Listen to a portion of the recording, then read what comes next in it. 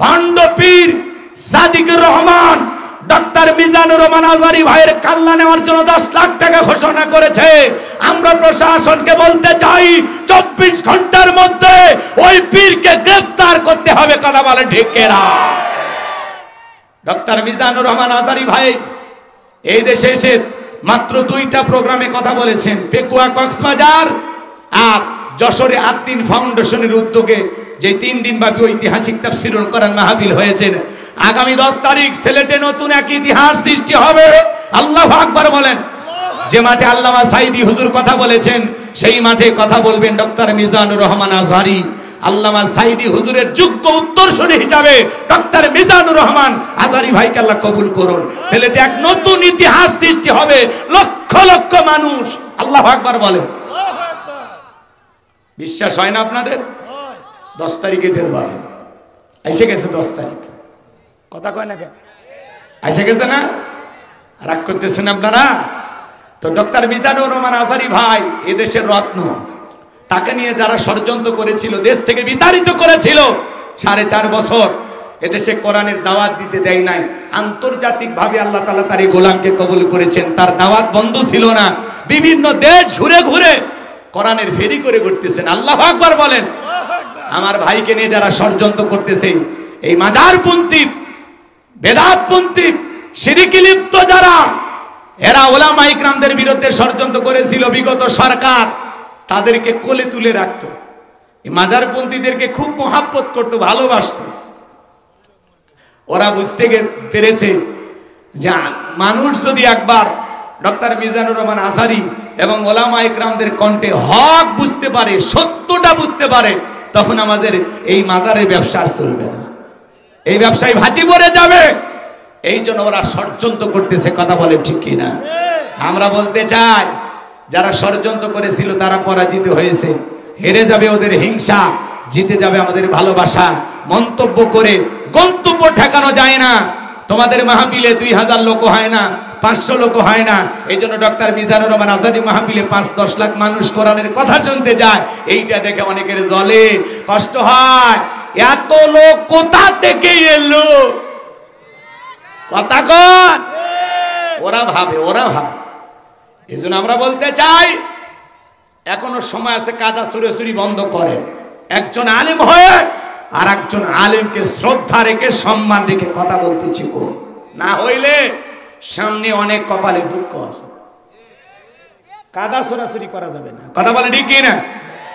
সকল ঘরানার ওলামা ইকরামদেরকে আল্লাহ পাক সঠিকভাবে এই দেশের দাওয়াতি প্ল্যাটফর্মে কাজ করা তৌফিক দান করুন। চিল্লা বলুন আমিন। আর একটু চিল্লা বলুন আমিন।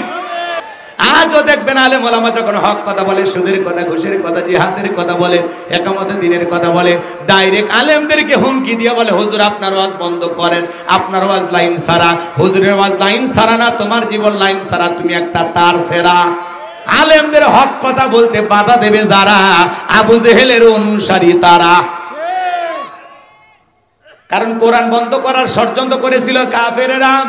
আল্লাহ বলেন, ওয়াকাল আল্লাযীনা কাফারু লা তাসমাউ লিহাযাল কুরআনি ওয়ালগাউ ফিহি লাআল্লাকুম তাগলিবুন। সূরা হামিম সেজদার 26 নম্বর আয়াত। আল্লাহ তাআলা জানিয়ে দিলেন কাফেরদের স্লোগান ছিল লা তাসমাউ লিহাযাল কুরআন, কোরআন তোমরা শ্রবণ করো না।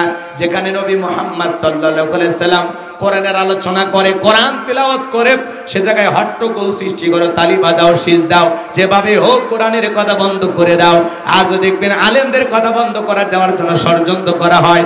এদেশের রত্ন ডক্টর মিজানুর রহমান আজহারি ভাই, যার কণ্ঠে কোরআনের কথা শোনার জন্য লক্ষ লক্ষ তরুণ যুবকেরা ছুটে যায়, এইটা দেখে এক মাজারপন্থী আলেম সাদিকুর রহমান, এরা একটু ভণ্ডামি করে, অন্য তরিকার মানুষ। আমার ভাইয়েরা, ডক্টর ভান্ডপীর সাদিকুর রহমান ডক্টর মিজানুর রহমান আজহারি ভাইয়ের কাল্লা নেওয়ার জন্য 10 লাখ টাকা ঘোষণা করেছে। আমরা প্রশাসনকে বলতে চাই 24 ঘন্টার মধ্যে ওই পীরকে গ্রেফতার করতে হবে। কথা বলেন ঠিক কিনা? ডক্টর মিজানুর রহমান আজারি ভাই এই দেশে এসে মাত্র 2টা প্রোগ্রামে কথা বলেছেন, পেকুয়া কক্সবাজার আর যশোরে আদ্দিন ফাউন্ডেশনের উদ্যোগে যে 3 দিন ব্যাপী ঐতিহাসিক তাফসীরুল কোরআন মাহফিল হয়েছে। আগামী 10 তারিখ সিলেটে নতুন এক ইতিহাস সৃষ্টি হবে। আল্লাহু আকবার বলেন।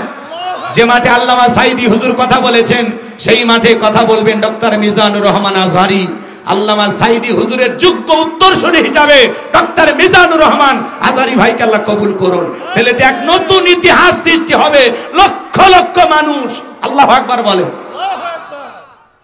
বিশ্বাস হয় না আপনাদের? 10 তারিখে বের হবে, এসে গেছে 10 তারিখ। কথা কয় না কেন?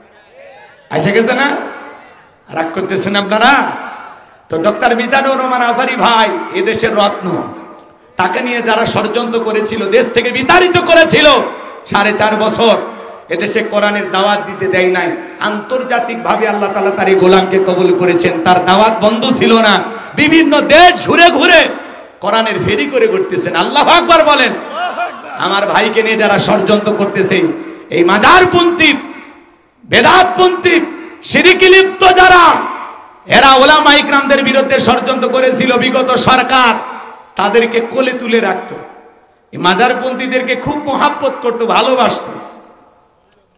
ওরা বুঝতে পেরেছে যে মানুষ যদি একবার ডক্টর মিজানুর রহমান আজহারি এবং ওলামা ইকরামদের কণ্ঠে হক বুঝতে পারে, সত্যটা বুঝতে পারে, তখন আমাদের এই মাজারের ব্যবসা আর চলবে না, এই ব্যবসায় ভাটি পড়ে যাবে।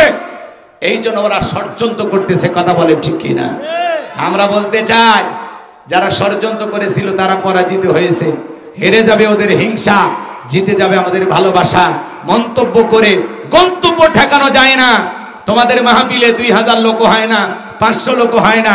এই জন্য ডক্টর মিজানুর রহমান আজহারি মাহফিলে 5-10 লাখ মানুষ কোরআনের কথা শুনতে যায়। এইটা দেখে অনেকের জ্বলে, কষ্ট হয়।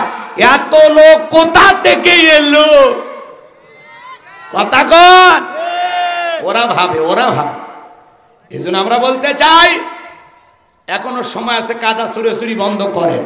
একজন আলেম হয়ে আর একজন আলেমকে শ্রদ্ধা রেখে, সম্মান রেখে কথা বলতেছি কোন, না হইলে সামনে অনেক কপালে দুঃখ আছে।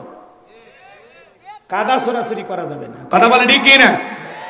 সকল ঘরানার ওলামা ইকরামদেরকে আল্লাহ পাক সঠিকভাবে এই দেশের দাওয়াতি প্ল্যাটফর্মে কাজ করা তৌফিক দান করুন। চিল্লা বলুন আমিন। আরেকটু চিল্লা বলুন আমিন।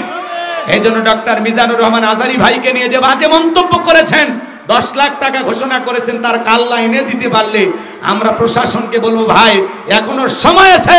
ডক্টর মিজানুর রহমান আজহারি ভাইয়ের ভক্তরা ময়দানে নামার আগে, আন্দোলন করার আগে এখনো সময় আছে। ওই পীরকে 24 ঘন্টার মধ্যে গ্রেফতার করেন। কথা বলে ঠিক না? একটাই দাবি, গ্রেফতার করেন। তাহলে সব মাজার পূজারীরা যারা বিরোধিতা করে এরা ঠান্ডা হয়ে যাবে। কেন আপনি আজহারি সাহেবের পিছে লেগে আছেন? কেন? যারা সমালোচনা করে এরা নিচু মনের মানুষ, এরা জীবনে আজহারি হতে পারবে না, কিন্তু সমালোচনা করে। আরে ভাই, আপনিও ডক্টর মিজানুর রহমান আজহারি ভাইয়ের মতো জনপ্রিয়তা অর্জন করেন, আপনিও চেষ্টা করেন। আপনার মাহফিলে লক্ষ লক্ষ শ্রোতা যাক, আমরা সেই দোয়া করি। আপনি আরেকজনকে দেখে কেন হিংসা করবেন? উনি তো একদিনে মিজানুর রহমান আজহারি হয়নি। মানুষ ভালোবাসে, যুবকেরা পছন্দ করে, তার কথা মানুষের শুনতে ভালো লাগে, এই জন্যই যায়। কথা বলেন। আপনি একটু ভালো করে বলেন, চেষ্টা করেন, আপনারা জনপ্রিয়তা হবে ইনশাআল্লাহ। রাগ করতেছেন? এগুলো জনপ্রিয়তা দেখলে অনেকের হিংসা হয়। কি হয়? হিংসা খুব খারাপ জিনিস। হিংসার আগুনে জ্বলে পুড়ে আপনি শেষ হয়ে যাবেন, কিন্তু আজহারি ভাইয়ের জায়গায় থাকবে। এই ধর্মনাথ 2-4টা ভণ্ড পীরের কথা বকবকিতে আর বাতাসে আজহারি ভাইয়ের কিচ্ছু হবে। আল্লাহু আকবার বলেন। আল্লাহ পাক যেন আমার প্রিয় ভাই ডক্টর মিজানুর রহমান আজহারি ভাইকে সকল ষড়যন্ত্রের হাত থেকে হেফাজত করেন। চিল্লা বলেন আমিন। ওনার কথা সহ্য করার মতো শক্তি অনেকেরই নাই। কথা কয় না কেন? রাগ করতেছেন মনে হয়।